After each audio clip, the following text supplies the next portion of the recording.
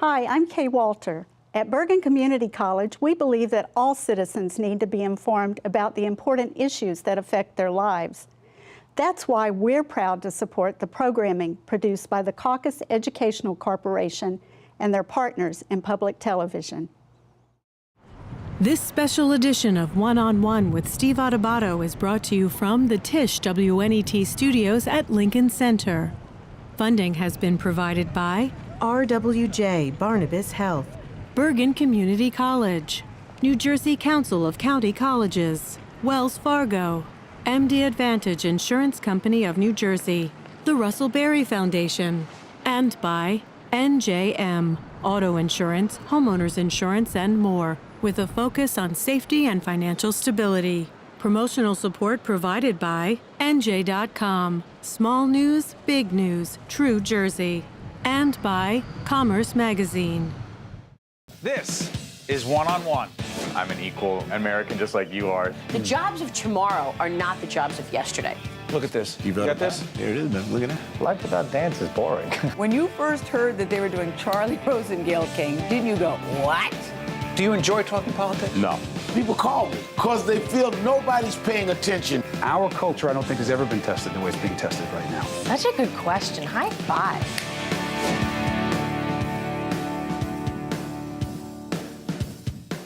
Hi, I'm Steve Adubato. Welcome to the Tisch WNET studio in the heart of New York City. It is our honor, our pleasure. For the first time, not for the last. Don't be startled. Not for the last. I was startled. I see the chemistry already. You feel it? Yeah, no, it's a little tense. It doesn't in last a good with way. Me. Yeah. We are joined by Lee Woodruff, who is co-founder of the Bob Woodruff Foundation. How you doing?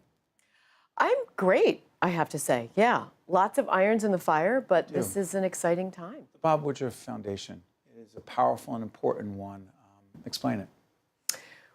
We have a story. We were walking sort of in the boots of military families when Bob was injured. But 2006, right? Yes, in January. Bob got the same care, the same incredible attention that all of our service members do when they're in the acute care stage. But then it was after that our journeys differed because Bob, with ABC and Disney, we were given everything for him to recover. And we were acutely aware that those who had served and volunteered to serve, which is such an incredible point to remember, were not necessarily when they came home. So we decided that if Bob recovered, we would create this foundation. We would use our story and all the attention that we were getting from his documentary, our book, what have you, to turn it back on the people that needed it most. So we started this foundation. We had no idea what we were doing. No idea, but it's so interesting. And back when it happened, a little more than 10 years ago? Yeah, coming up on 11. Yeah. So when it happens, Bob's working for ABC, literally right across the street from where we are at the public television, WNET here. And he is one of the most recognized journalists in the country, and he's in the war zone, and this happens. Now, you are in Disney at the time? I am. I have 4 children, so they were Ages? young, 5, 12, and 14 at the time. We were shooting a TV pilot down there. And because you're a journalist. I am, yeah. And it was our wake-up call at 7 o'clock. Only it wasn't the wake-up call. It was right at 7. It was David Weston, the president of ABC News, who was telling me that Bob his convoy had come under attack, and they believe he'd taken shrapnel to the brain. He was going into surgery, and I needed to just tell whoever I needed to tell, because it was 6 hours later, of course, in Iraq, and this was huge news, and they weren't going to be able to hold it back much longer. So that was my wake-up call. Yeah. And your life changes, your children, your family, Bob's. And that journey, I don't even want to ask this question because it simplifies and minimizes something that the vast majority of us couldn't even comprehend. How would you describe how it's changed your family? I'm going to correct you just for a second, because I think the vast majority of us can comprehend some part of that. When I talk to people, I do a lot of grief and loss and fear. Those are all the same thing. Grief, loss, and fear. They are. And so whether you're dealing with a spouse who, God forbid, has cancer or disease, or a child hit by a drunk driver, there are so many of us who go down this road. And a roadside bomb, that's pretty dramatic. But I think the journey is the same. And I think that's why our story and maybe the foundation and the genesis of it is still so relevant, because we're all built to survive, and I couldn't have told you that at the time. But I know so many people who have gotten that call, where life changed in an instant, to take the title of our book. And I do believe it's all the same. You respond maybe in different ways. And my first response was about the kids. I call myself the general. And so anything else had to, my own grief, my fear, my, oh my God, my life partner, my best friend. It was first all about the kids and how to tell them and how to make this thing not define their lives. How did you know, did you have any idea that you were that strong? I'm a pretty feisty thing. I think you've already gotten that concept. Where'd you grow up? In Albany, New York. I'm an upstater, which is probably closer to a Yankee than it is to a New Yorker in some ways. So we're tough, we're thrifty, we don't ask for much, but we can get through some cold winters. And this was really a challenge. But I look back on that experience, Stephen, you see everything in hindsight. And I talk often when I speak to groups about the 4 F's, excuse me, that took me through. And I realized in hindsight, they all started with F. And I think they're everybody's 4. It's family, friends, faith, and funny. And that funny part is just as important as the believing in miracles. Where's the funny part here? You just have to have a sense of humor. We were so inappropriate in the hospital. Inappropriate? We would make jokes all the time. We would laugh. But, I read this thing that I thought finally nailed it. Gallows humor works because when you laugh at the thing that has its chokehold on you, you take its power away. So when you see people laughing at crazy situations, that's what we're doing. It's a coping mechanism. And we laughed with Bob's producer, with, the family, with the nurses, with the docs. I think they were all sort of looking at me like, she's a crazy lady. But we would make jokes about Bob being in a hospital gown in a coma for 5 weeks and the nurses not being impressed, whatever it was. Not being impressed. Whatever it was, we just had to laugh. Wow. So today, the foundation. By the way, this Madison Square Garden event. Yes, Stand Up for Heroes. Stand Up for Heroes. It just had the 10th anniversary? We did. Describe it, because all the folks who matter are there to raise tons of money for an extraordinary cause. And the folks that matter, boy, some incredible talent. Bruce Springsteen, Jon Stewart, Jerry Seinfeld, Louis C.K. It's a little hard. The B-listers. The B-listers. These guys all donate their time. Wow. They don't send us a bill for a thing. They show up. They give it to the front rows. So we have 100 vets and their caregivers flown in. It's a 3-day event of love and makeovers and yoga and meditation and whatever they want. We do tours around the city. And these guys come and perform. And Bruce has been there every single year. And we raise money for the foundation and give it back in more than 400 different groups and over $35 million given away for all different purposes to help with the transition. So we come in after the medical part is finished. It's that public-private coalition. When the government has finished doing what they're doing or only does a part of it, there's this wonderful consortium of nonprofits in the veteran space that can help. What do folks need right then? What do they need the most? Do you know what I'm most worried about right now is mental health. Mental health. We actually have a lower veteran unemployment rate right now than we do the civilian rate because companies and people have stepped up. They know that employing a veteran is a smart thing to do. But it's the mental health stigma. It's the fact that these guys have had multiple deployments. So when you come back and you haven't had time to go through any kind of neurocog or any kind of rehab to deal with that, and we're still learning, you've got combat stress, post-traumatic stress, issues with intimacy. Anybody who's been in multiple concussions probably has some neurological stuff going on. They're flat. They feel like your brother, not your husband. There's a whole host of stuff. And the rest of us. I often say this to veterans who've been on the program. The whole expression, we thank you for your service. And I ask, what does that mean? What impact does it have? Is it nearly enough? What else can we do? What does it mean, do you think, to most? And how much more can we do? Yeah. Other than putting up your website and asking people to be helpful. Just rip a check off right now. Other than that. Yeah. No, money and donations do help, and we're the most generous nation in the world. And I always say to people, there's so many great causes in America, but this is the one that affects absolutely everyone. Because whether you're a hawk or a dove, whether you believe in war or don't think we should have been involved at all, it doesn't matter. America is not a great country because we have a great military. We're a great country because we have a military ready to protect what's great about us. And there are kids serving, so my kids can make that choice. Kids. kids, 23, 24. I mean, I look at these young men when I go to VA hospitals and visit, or down to Bethesda Naval, and they're my son's age. What did I say to you? By the way, my son is 24 as we speak. Yeah. I'm thinking right now, so Yeah. I can't even comprehend what They you're saying. say, So we're what are not they saying heroes, here? ma'am. This is just our We're job. not heroes. Yeah. This is just our job. It's humbling. It's really humbling. Because we don't tend to see these guys, especially in New York. Other folks watching, you know, in other places might bump up against families who have served. But we're a very bifurcated country right now.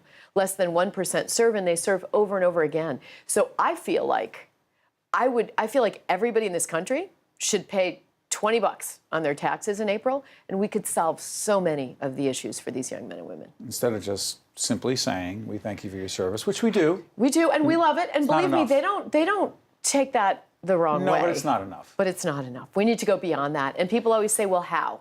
Yeah. And I say, look for these families in your towns, or look for small ways to make big differences. A dinner, a manicure certificate. These are proud, incredible families. They're not going to ever have their hand out.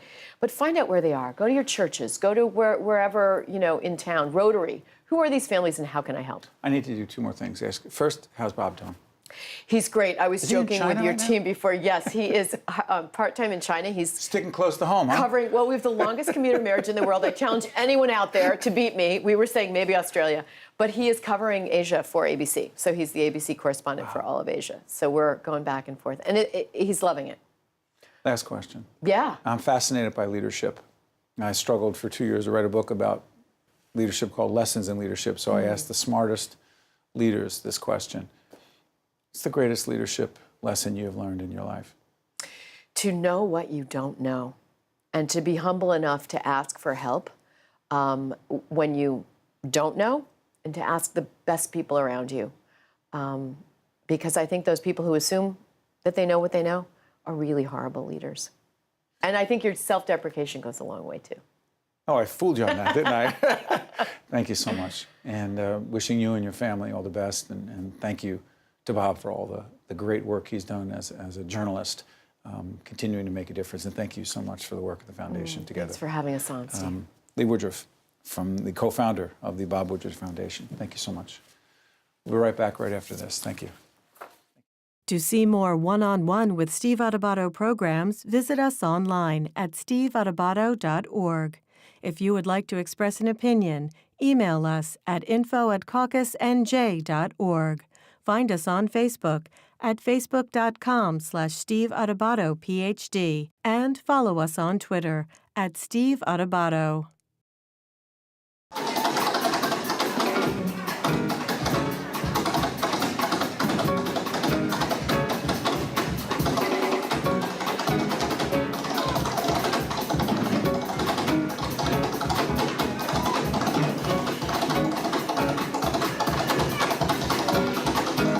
That is one talented guy. He is Savion Glover. He is a dancer, actor, choreographer, and we are honored to have him here in the world of public broadcasting. How you doing?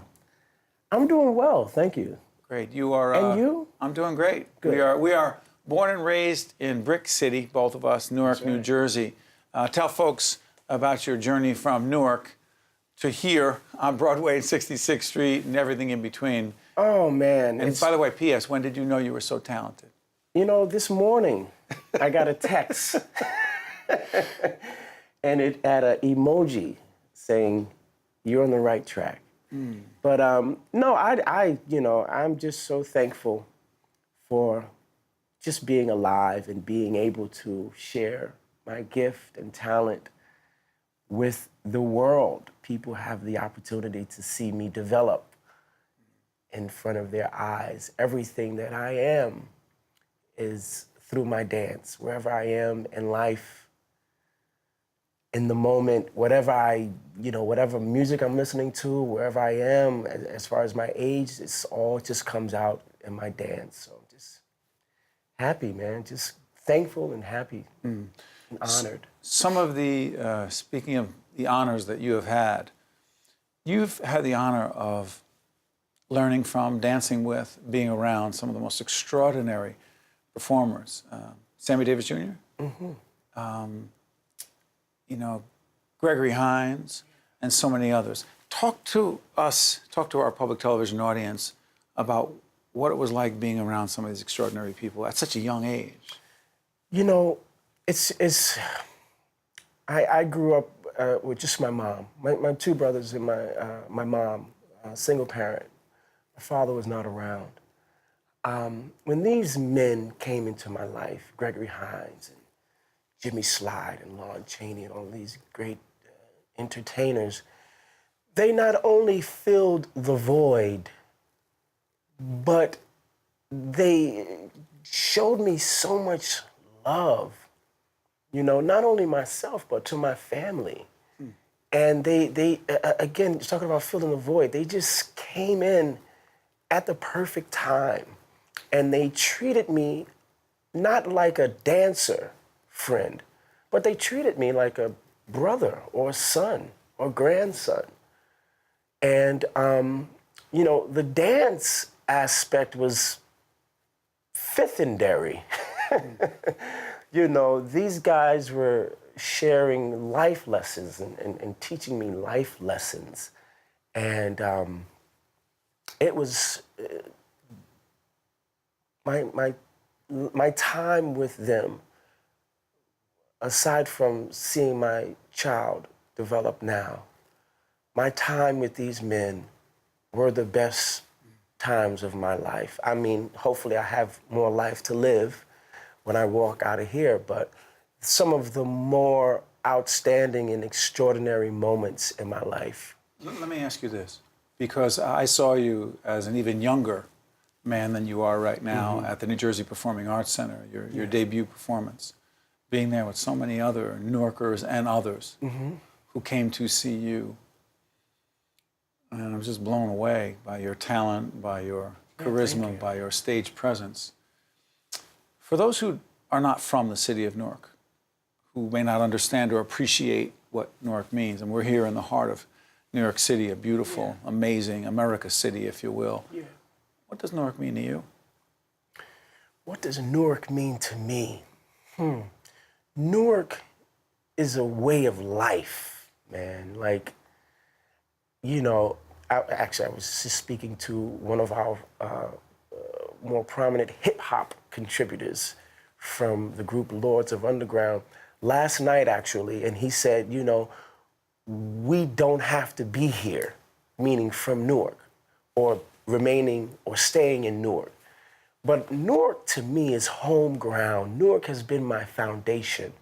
I've traveled the world, you know, but I think I am what I am, and I say that proudly because of Newark.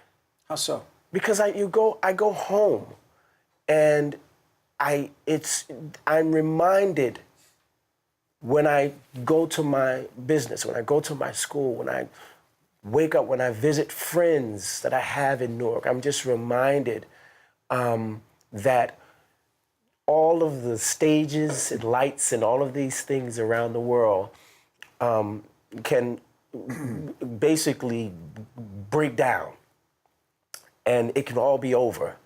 Newark makes me sort of like forget about these things, you know, and they just remind me constantly that I'm a human being, I'm a regular cat. You know, I circulate the city, and I have friends there, whether they're, you know, friends who've been selling... Whatever. Yeah. Incense and things of this nature, or people who work in the post offices, you know. My family's from Newark. My mother's from Newark. My grandmother's from Newark.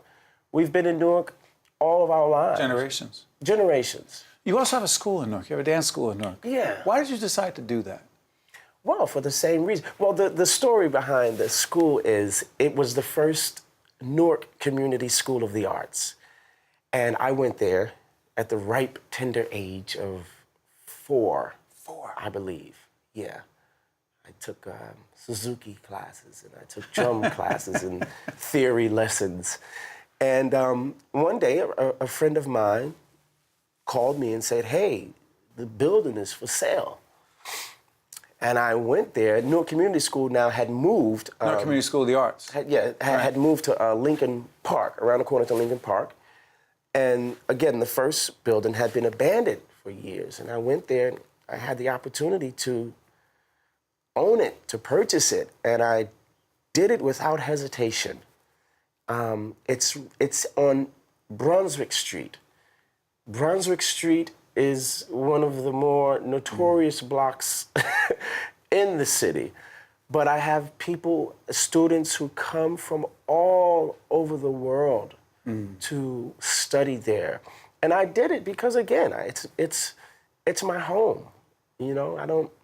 Sure. And I'm no good with a school in Beverly Hills or, you know... But Savion, like sorry for interrupting, one of the things that in getting ready for the interview that kept coming up is that your teaching methodology, you're less interested in technique or the techniques of dance and more interested in, let's just say, teaching these young people the expression, if you will, of dance. For those of us who do not understand dance or have never experienced it, explain what that means. Or can you not explain that? Well, of course.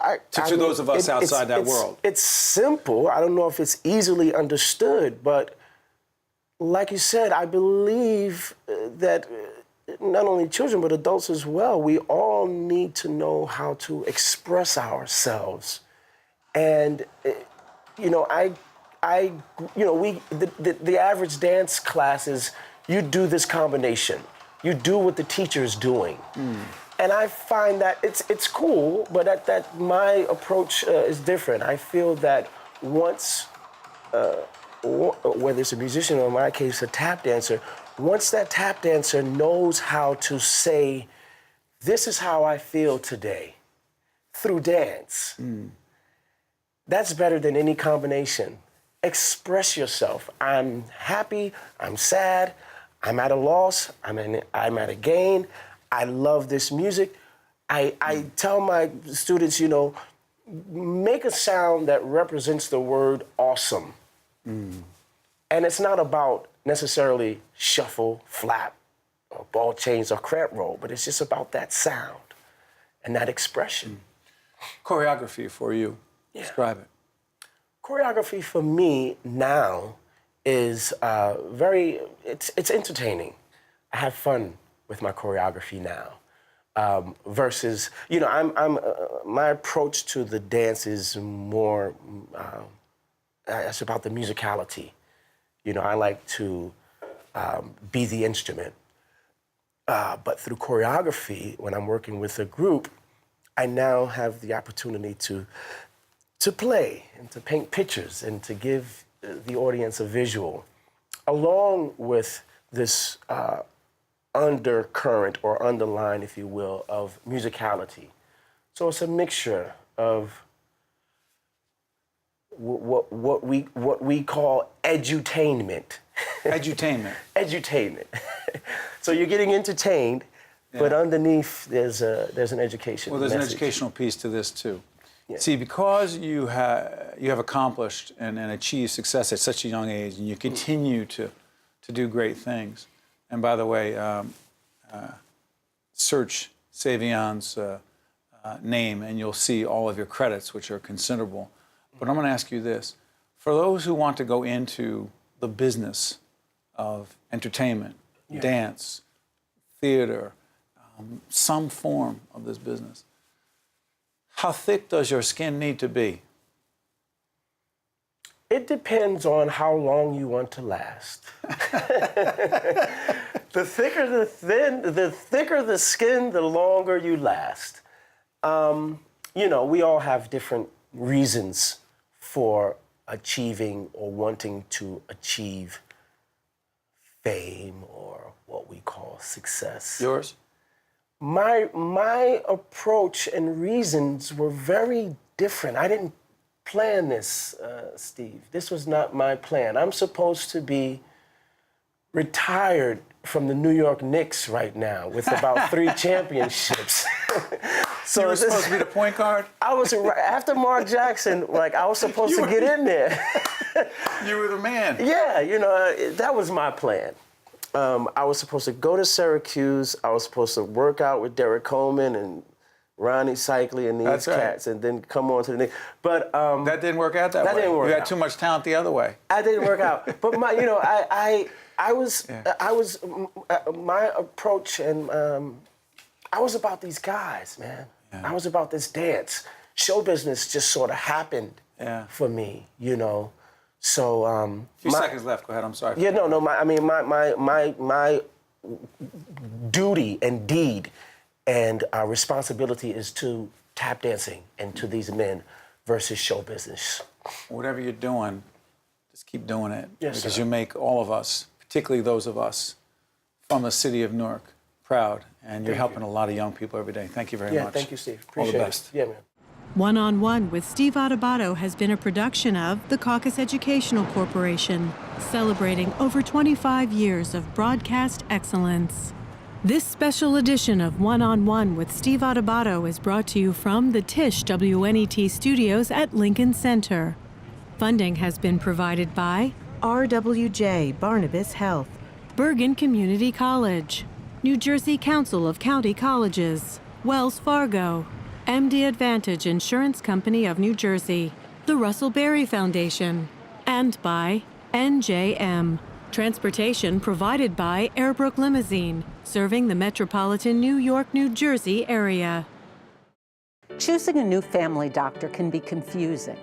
Check with your health insurer to see which physicians near you participate with your plan.